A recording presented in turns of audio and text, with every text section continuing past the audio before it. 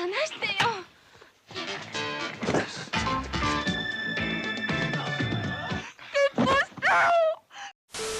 तो दोस्तों आज की इस कहानी में आप देखने वाले हो एक ऐसी टीचर को जिसके घर में तो शांति नहीं होती। वो अपने ही स्कूल के टीचर को, अपने फ्रेंड के पति को और अपने तीन स्टूडेंट को एक साथ अपनी गुफा के अंदर ले लेती है, पर इसके बावजूद भी उसकी छेद की घर में शांत नहीं होती। जिसके बाद वो ऐसी अतरंगी सतरंगी पिलाई करवाने लग जाती है जिसे देखकर आपकी भी एक पल के लिए फटके हाथ में आ जाएगी। तो कहानी का नाम है हाई स्कूल टीचर।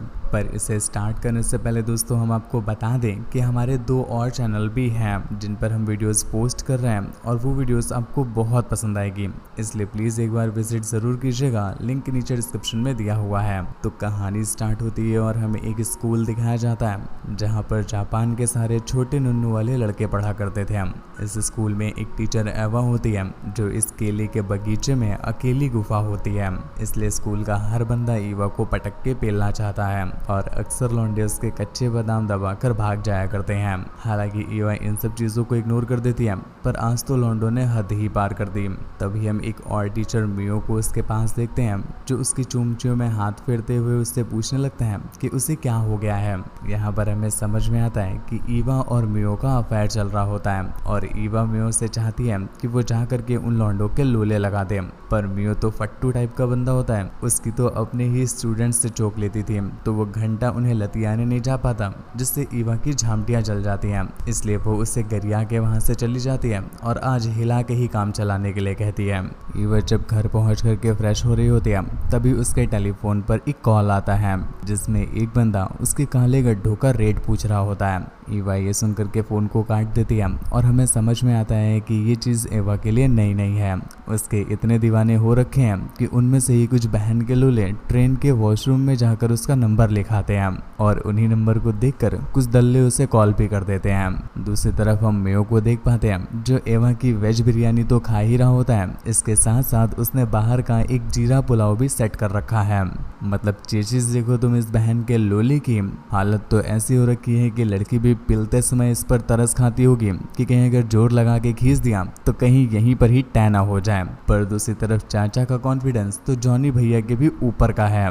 तभी वो लड़की मेयो से कहती है कि बाबू तुम्हारा तो हर रात का यही हो गया है, वीडियो कॉल करो और बाबू थोड़ा नीचे करते रहो। तुम तो एक नंबर के मुठियाबाज मानुस हो, तुम तो हिला के सो जाते हो, पर मेरी बिल्ली का तो मौसम बिगड़ जाता है। अब आज कोई बहाना नहीं बनेगा कि बाबू मेरा उठ नहीं रहा है, मेरा सो गया है, मेरा उठता ही नहीं है। चुपचाप 100 mg की गोली खाना और मैं ठुकने के लिए तुम्हारे घर आ रही हूँ। रात में ईवा मियो को सरप्राइज देने के लिए अपने जंगलों की कटाई करके उसके घर पर पहुंच जाती है। मियो जैसे ही उसे अपने घर के सामने देखता है उसके कच्चे बादाम पे 2 थप्पड़ मार के उसे अपने साथ उठाकर बेड पे पटक देता है, जिसके बाद उसकी अनबॉक्सिंग करता है और उसके सारे काले गड्ढे चाटने लग जाता है। फिर उसे अपने लंबू का टेस्ट करा के उसके तंबू में अपना बम्बू देने लगता है।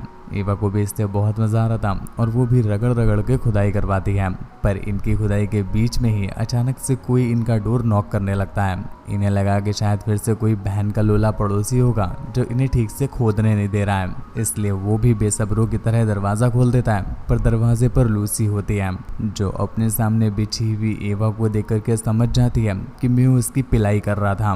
ये देख करके बेचारी की नीचे और ऊपर दोनों आंखों से आंसू आने लग जाते हैं और वो मियो को गरियाने लग जाती है। पर दूसरी तरफ हम ईवा को देखते हैं जिसे झामटा कोई फर्क नहीं पड़ता, क्योंकि उसे मियो से नहीं बल्कि मियो के लंदन से प्यार था और अभी लूसी की वजह से मियो के लंदन लग गए हैं, इसलिए वो गुस्से में मियो को बाय बोल के उसके फ्रिज से 2 खीरे निकाल के वहां से चली जाती है। अगले दिन ईवा को पता चलता है कि उसके स्कूल की कुछ दिनों के लिए छुट्टी हो गई है, तो वो अपनी एक फ्रेंड जूली को कॉल करती है और उससे कहती है कि उसे बहुत दिनों से जूली की याद आ रही थी, अच्छी झामटा मेरा उसकी याद आ रही थी। दरअसल ईवा को पहाड़ों में पिलाई करने का मन कर रहा था, इसलिए वो अपनी फ्रेंड जूली को कॉल कर रही है क्योंकि वो पहाड़ों में रहती है। ईवा को पहाड़ों के बीच में जाकर अपनी पहाड़ों की बीच वाली नदी से पानी निकालना है, इसलिए वो उससे मिलने के लिए उसके घर पहुंच जाती है। यहाँ पर वो दोनों फ्रेंड्स सब आपस में बातें कर रहे होते हैं, तभी ईवा को बाहर से कोई आवाज़ सुनाई देती है। तो वो जब बाहर चेक करने के लिए जाती है तो वो देखती है कि एक बंदा झाड़ियों के बीच में घुस के मियां खलीफा की टपाटप वीडियोस देख करके हिला रहा होता है।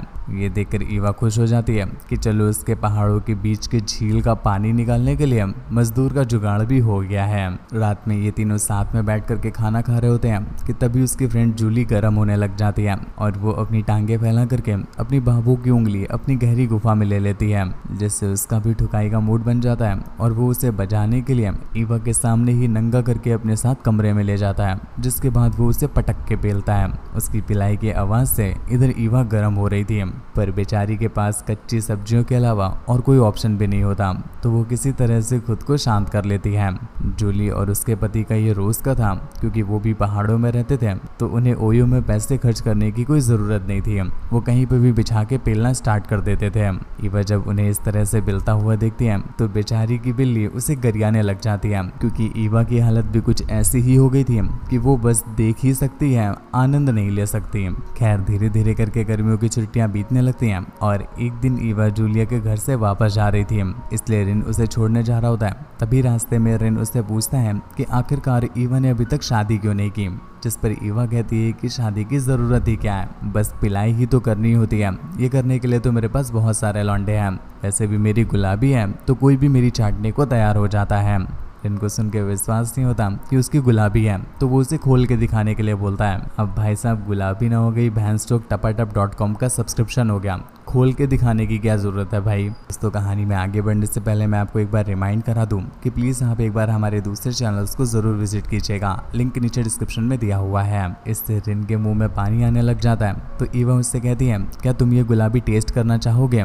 ये सुनकर के रिन बेसब्रों की तरह उसकी गुलाबी पर टूट पड़ता है और जम के उसकी चटाई करता है, जिससे एवा भी फॉर्म में आ जाती है और वो उसकी पैंट खोल के उसका पप्पू मुंह में लेने लगती है।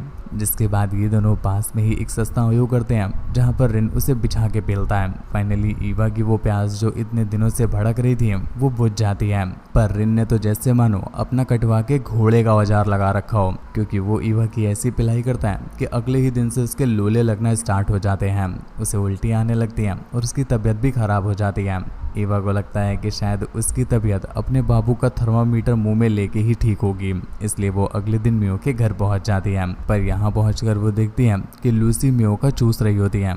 ये देखकर एवा की झाड़ियाँ जल जाती हैं और वो उसे गरियाने लग जाती है, पर मियो उल्टा उसे सुनाने लगता है और उसे उसकी छेद की गठरी बांध के यहाँ से भगा देता है। एवा की फायर हो रखी थी, क्योंकि आज से पहले किसी ने भी उसकी गुलाबी गुजिया को खाने से मना नहीं किया था, इसलिए वो तड़प उठती है और वहाँ से चुपचाप अपने घर की तरफ आने लगती है। पर तभी रास्ते में उसे 3 लौंडे दिखाई देते हैं जो उसकी ही क्लास के होते हैं और उसका हाल चाल लेने आए होते हैं। ईवा को ये देख करके बहुत खुशी होती है कि लौंडों को इसकी इतनी परवाह है, तो वो उन्हें अपने साथ अपने घर पर ले आती है और उनसे चाय के लिए पूछती है। पर घंटा ईवा को पता नहीं था कि ये बहन के लोले चाय नहीं बल्कि दूध के जुगाड़ में आए हैं, इसलिए वो ईवा को हसरत भरी निगाहों से देखने लगते हैं और एक बहन का लोला उसकी गुफा में उंगल करने लग जाता है।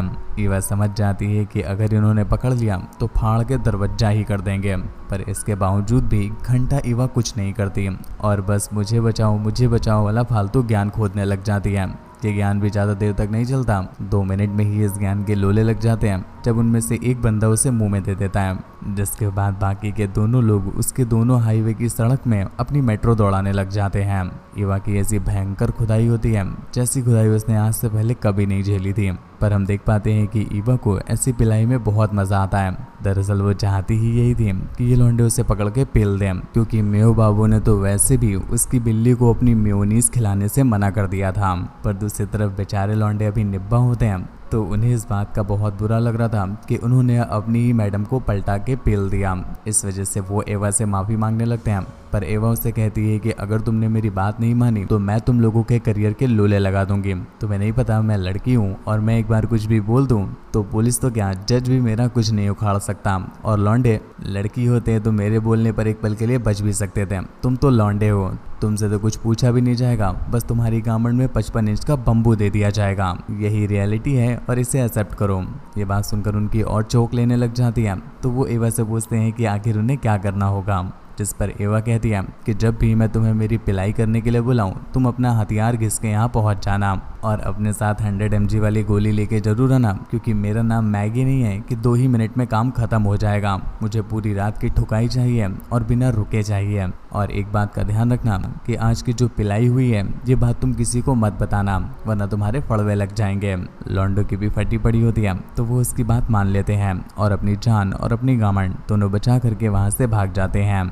अगले सीन में हम एवा को स्कूल में देखते हैं जहाँ पर वो बहुत खुश होती है क्योंकि मियो ने अपनी एक पिचकारी देने से उसे मना किया। एवा ने तो यहाँ पर 3-3 पिचकारियों से होली खेलने का जुगाड़ सेट कर लिया और इस वजह से वो डिसाइड कर लेती है कि वो लाइफ में कभी भी शादी नहीं करेगी। इसी बहाने उसे अलग अलग पप्पू टेस्ट करने को मिल जाएगा और इसी के साथ ये कहानी यहीं पर एंड हो जाती है। तो दोस्तों, अगर आपको कहानी पसंद आई हो तो प्लीज़ वीडियो को एक लाइक कर दीजिएगा क्योंकि आप हमारे लिए एफर्ट्स डालते हो, ये देख करके हमें बहुत अच्छा लगता है। ये तो आप भी जानते हो कि मूवी के लिए हमें 2-2 से 3-3 बार एक ही मूवी को देखना पड़ता है, फिर उसकी स्क्रिप्टिंग करते हैं, डायलॉग लिखते हैं, वॉइस ओवर करते हैं और मोबाइल में ही एडिट भी करते हैं। इसमें हमारा 1 से 2 दिन चला जाता है। तो प्लीज़ हमें अप्रिशिएट ज़रूर करें और 1 सेकेंड निकाल करके वीडियो को ज़रूर लाइक कर दें। अगर आप हमारी हर रोज़ 8 बजे आने वाली लेटेस्ट वीडियोज़ को देखना चाहते हो, तो मुझसे बात वगैरह करनी हो या मुझे देखना चाहते हैं तो आप इंस्टाग्राम पर आ सकते हैं और मूवी डाउनलोड करनी हो तो आप टेलीग्राम पर आ सकते हैं। आज के लिए बस इतना ही।